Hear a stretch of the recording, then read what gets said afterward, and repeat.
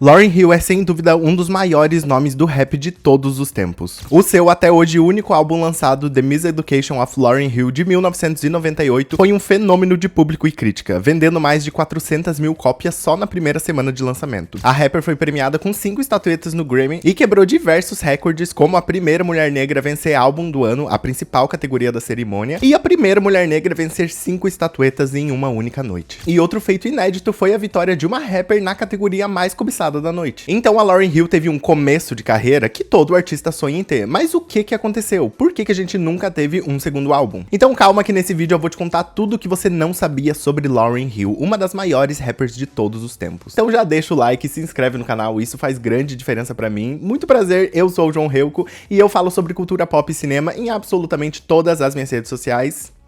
E fora delas também. Então vai me seguir no TikTok, no Instagram, que todo dia tem vídeo sobre tudo que tá rolando nas premiações, nas séries, filmes, bastidores, tretas. Enfim, é pra ficar bem informado, mas tem que ir lá me seguir. @ReucoJoão, H-E-U-K-O, João em todas as redes sociais. O link também tá aqui na descrição pra você entrar e já ir direto. Lauryn Noel Hill nasceu em 26 de maio de 1975 em South Orange, nos Estados Unidos. E ela cresceu num lar de pais que sempre foram apaixonados por R&B. E o pai dela cantava enquanto a mãe tocava piano, então ela cresceu num meio super artístico e musical. Aos 13 anos, ela deu início à sua carreira musical se apresentando no Apollo Theater, e ela foi vaiada. O que vale ressaltar é um absurdo porque ela canta super bem, mas ela começa um pouco nervosa, então ela começa ali desafinando, mas porra, é uma criança de 13 anos. Eu vou colocar um trechinho aqui pra vocês verem, mas o link tá na descrição também pra quem quiser ver o vídeo completo. E vale a pena porque a Lauryn canta super bem.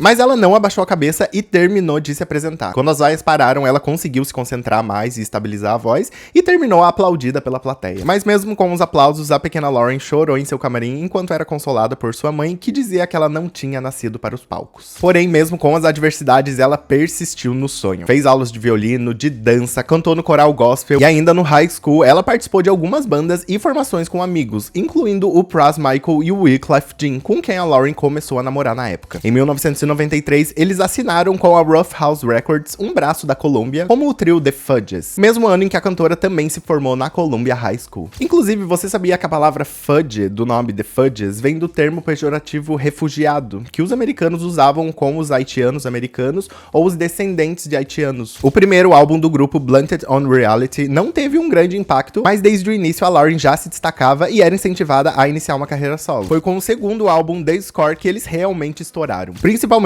por causa do hit Killing Me Softly with His Song, música original de Lauren Lieberman, mas que na voz do grupo realmente é outra coisa. E na época, Newsweek ainda disse que a Lauryn Hill era a nova voz poderosa do rap. E nessa época, começou a circular um boato, minimamente engraçado, de um ouvinte do Howard Stern que jurava de pé junto ter ouvido a Lauryn Hill dizer pra MTV que preferiria morrer do que ver um garoto branco comprando seu disco. Mas na verdade, esse é um boato, e foi um boato tão difundido na época que ainda não tem nenhum consenso de qual foi exatamente a frase que a Lauryn teria dito. Mas isso realmente se espalhou na época, tanto que a cantora precisou ligar pro programa do Howard Stern pra desmentir os boatos. A MTV também negou a afirmação da cantora, mas realmente muita gente já tinha acreditado. Em 1996, o The Fudges se separaram após Lauryn e Wyclef terminarem um namoro, o que só foi um empurrão que a Lauryn precisava pra seguir a carreira solo. Mas aparentemente esse término não foi nada fácil. Em 2012, o Wyclef lançou a autobiografia Purpose, em que ele diz que o relacionamento com a Lauryn morreu quando a cantora mentiu que estava esperando um filho dele. Ele contou que por meses ela dizia pra ele que eles estavam esperando uma criança, quando na verdade o filho era do Rohan Marley, filho do Bob Marley. E o Wyclef, que na época também era casado e tava tendo um caso com a Lauryn, não aceitou a mentira e terminou o caso deles, alegando no livro ter ficado destruído emocionalmente. Mas essa história foi desmentida pelo Rohan, que afirmou que o Wyclef sempre soube que o filho não era dele. The kid is not my son, como já dizia o Michael Jackson. Ele disse que o Wyclef foi quase que o cupido entre ele e a Lauryn, então não tinha chances deles ainda estarem se pegando pro Wyclef achar que o filho era dele. E eu achei engraçado também que o Rohan fez questão de enfatizar que ele sempre estava junto quando tava o Wyclef e a Lauryn, então não tinha como ele se pegar escondido ali. E afirmou que o Wyclef estava mentindo pra vender mais livros. O Wyclef então rebateu essa afirmação dizendo que não teria ido até o hospital e esperar um filho que não era dele, e que a ideia do livro era contar a verdade, mas que a verdade doía menos do que uma mentira. Bem dramático ele, né?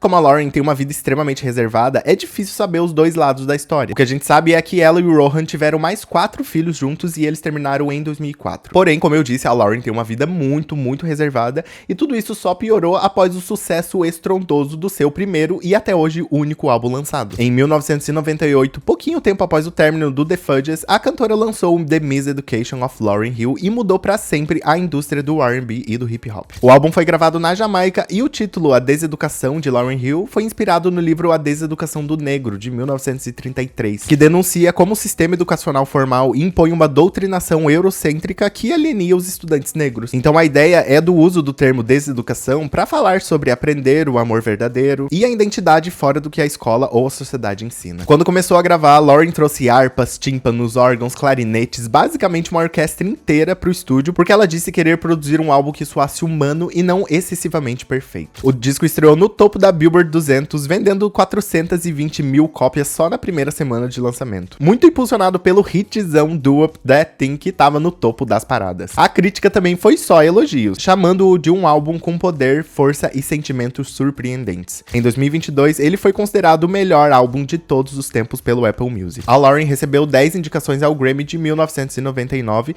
quebrando o recorde de mulher mais indicada numa única noite. E durante a cerimônia, ela quebrou outro recorde, sendo a primeira mulher a ganhar 5 vezes de uma só vez. Então agora a Lauren tava no topo do mundo, e como ela já tinha feito alguns papéis pequenos em filmes e séries, ela tava recebendo propostas de papéis principais agora. E é dito que a Lauren teria recusado papéis como em Nasce uma Estrela, que só veria a luz do dia anos depois, outro em Dreamgirls, e até pra participar de As Panteras ela dispensou. Mas muitas coisas aconteceram e mudaram pra sempre o rumo da carreira da Lauryn Hill, então antes de eu te contar, já deixa o like, se inscreve no canal e vai me seguir nas minhas redes sociais, que tem vídeo lá todo dia sobre tudo que tá rolando no mundo da cultura pop, do cinema, vai lá me seguir. Na produção do seu álbum de estreia, a Lauryn Hill trabalhou com um quarteto de compositores e produtores chamados de New Ark. Porém, lá em novembro de 1998, eles já entraram com um processo contra a rapper e a gestão dela, alegando que a Lauren usou suas músicas e habilidades de produção, mas não lhes deu o devido crédito pelo trabalho. O processo de 50 páginas terminou num acordo entre eles e a rapper, que pagou 5 milhões de dólares pro grupo, mas alegou que eles estariam tentando se aproveitar da sua popularidade. E esse processo todo fez a Lauren, que já era uma pessoa afastada, se afastar ainda mais dos holofotes. Nessa época, ela também começou a frequentar um grupo de estudos bíblicos, se afastou da fama, e após começar um relacionamento com um homem chamado de irmão Anthony, ela teria preocupado até as pessoas próximas após uma brusca mudança de comportamento. Fontes próximas da rapper diziam que o Anthony tinha uma atitude agressiva, possessiva e desonesta. Numa vibe bem manipulação de seita mesmo, nas palavras deles. Depois da proximidade com o Anthony, Lauren demitiu toda a sua equipe e nunca mais concluiu as produções do seu próximo álbum. Após um breve ato, Lauren retorna em 2001 com uma apresentação no MTV Unplugged, que foi lançada depois como um álbum ao vivo, mas não recebeu a mesma aclamação do Miseducation. Em 2003, rolava um falatório de que a produção desse disco tava rolando. A Columbia Records teria investido 2,5 milhões de dólares para custear a produção, construindo um estúdio no apartamento da rapper em Miami e comprando passagens aéreas e hospedagens para diversos artistas que ajudariam na produção do disco. Sem contar que eles precisaram achar todo um time novo, porque os antigos não queriam trabalhar com a Lauren de novo por causa de todo aquele rolê. No entanto, a Columbia teria cortado o financiamento, pois os artistas que viajaram para Miami passaram a maior parte do tempo em seus hotéis, devido a ligações da equipe da Lauren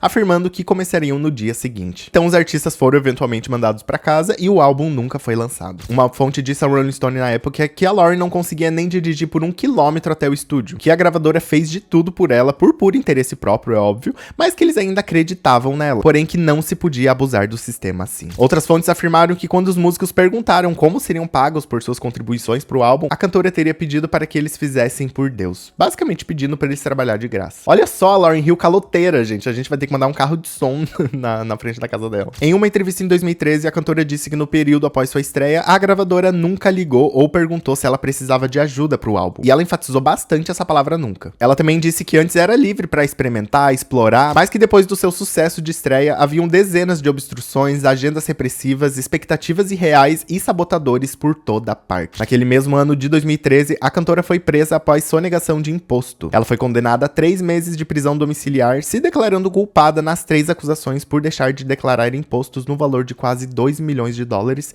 entre 2005 e 2007. Em 2020, o nome da Lauryn Hill voltaria às manchetes após a Cella Marley, filha da cantora com o Rohan Marley, vir às redes sociais falar sobre sua infância traumática, nas palavras dela mesma. Em uma transmissão no Instagram, a Cella falou sobre seu relacionamento com seus pais e disse que sofreu sofreu consequências a longo prazo devido à criação deles. Ela disse que a Lauren sempre foi uma mulher incrível, mas que não conseguiu fazer tudo certo, e que as punições físicas que ela sofria na infância era uma coisa de escravidão. 3 dias após essa live, a Lauryn Hill fez uma publicação em seu Facebook em que dizia ter dado uma criação clássica de crianças negras para os seus filhos, que ela havia absorvido muita toxicidade numa tentativa de confrontar o racismo sistemático da indústria, e que numa operação para destruir uma voz imponente como a dela, eles acabaram com a sua vida e de sua família. Ela disse também que todos nós detestamos a agressão, mas que na tentativa de combater isso, poderíamos nos tornar agressores, e era isso que precisávamos evitar. Após alguns dias dessa declaração da Lauren, a Cella voltou às suas redes sociais, pediu pro pessoal parar, né, de atacar os pais dela, que ela nunca disse que não amava os pais, mas que sim teve uma criação complicada e que carregava as mazelas por causa disso. E após algum tempo sumida, como de costume, em 2023 a Lauryn Hill voltou aos palcos em comemoração aos 25 anos do The Miseducation of Lauryn Hill. Inclusive a turnê contou com uma reunião do The Fudges. E vocês não vão acreditar no que eu descobri pesquisando, né, pra escrever o roteiro, o que eu descobri que aconteceu com o Pras. Após meses de investigação, em novembro do ano passado, o Pras Michael foi condenado a 14 anos de prisão por conspiração política. Segundo a sentença, Pras usou a sua fama e conexões para atuar como agente de interesses estrangeiros sem registrar sua atuação,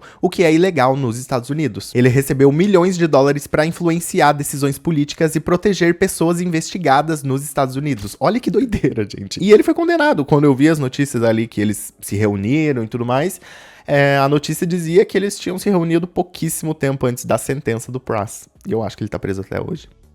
E isso foi tudo que você não sabia sobre essa lenda do R&B e do hip hop Lauryn Hill, que apesar de muitas controvérsias, ela ainda assim foi um nome que marcou pra sempre e definitivamente abriu muitas portas pra inúmeras cantoras que vieram depois. E que também aparentemente sofreu muito com a indústria, a gente não sabe o que ela passou, ela fala muito assim de muito do que eu pesquisava, ela sempre falou muito sobre o racismo, sobre a pressão, sobre o desamparo que ela sofreu, então eu não sei como ela foi tratada, por ela ser uma pessoa muito reservada, a gente não sabe o que ela passou na mão da gravadora na época, né, ela falou que estava sendo muito pressionada, que eles estavam querendo basicamente um sucesso de novo, né, como o primeiro álbum tinha sido sucesso, é muito triste, né, mas ela pra sempre vai ser uma lenda da música. Curte o vídeo se você gostou, se inscreve no canal se você não tiver inscrito e vai me seguir nas minhas redes sociais, que tem vídeo lá todo dia pra você ficar super informado sobre tudo que tá acontecendo no mundo ali da cultura pop, do cinema, de tudo. Tchau!